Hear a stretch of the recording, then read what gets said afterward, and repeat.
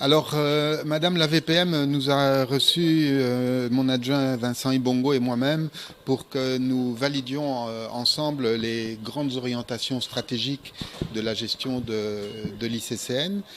Comme vous le savez, hier, Madame la VPM a fait une très longue allocution devant le Parlement, enfin devant la commission spéciale permanente de l'environnement, tourisme et développement durable.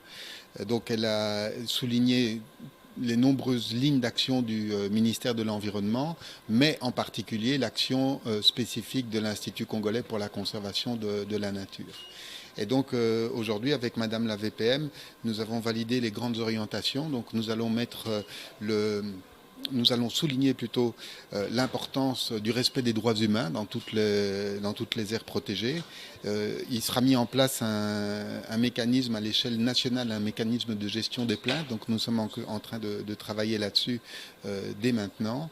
Et alors toute une série de dispositions pratiques vont être prises aussi pour nous assurer de bien faire respecter les limites des aires protégées, parce que nous avons encore de grosses préoccupations là-dessus.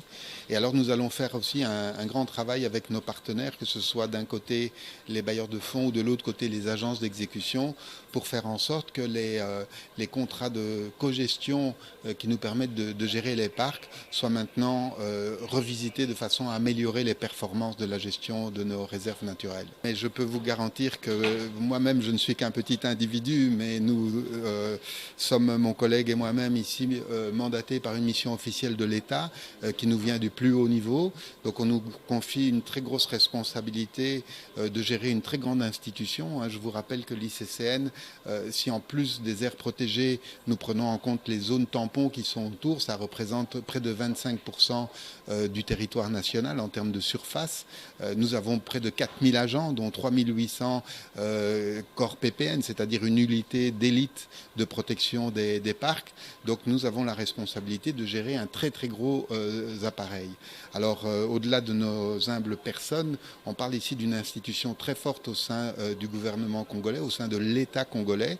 Et donc nous allons, mon collègue et moi-même, nous mettre à la hauteur de la mission qui nous a été confiée. Et certainement parce que, comme vous le savez très bien, en fait, le ministère de l'Environnement englobe toutes les spécialités ou tous les sujets qui occupent l'environnement en règle générale.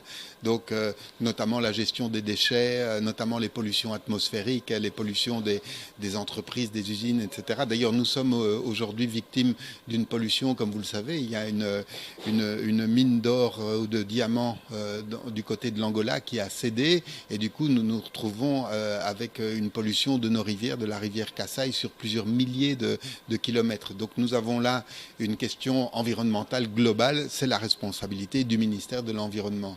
L'Institut congolais pour la conservation de la nature, sa mission est, je vais dire, plus spécifique, plus technique, se rapporte à un patrimoine foncier qui est concrétisé par les aires protégées. Je vous rappelle que nous avons 72 aires protégées à l'échelle nationale. Alors les plus connus, ce sont les grands parcs, les grandes réserves qui sont très connus, mais nous avons aussi les jardins botaniques, les jardins zoologiques, les réserves de biosphère. Donc nous avons tout un patrimoine très spécifique à gérer. Et nous avons, comme je l'ai dit tout à l'heure, un corps spécialisé de l'armée, le corps PPN, donc le corps pour la protection de la nature, qui sont des paramilitaires, si je puis dire, donc des civils avec une mission très spécifique, avec un entraînement spécifique et qui portent aussi des armes, donc il faut bien le savoir.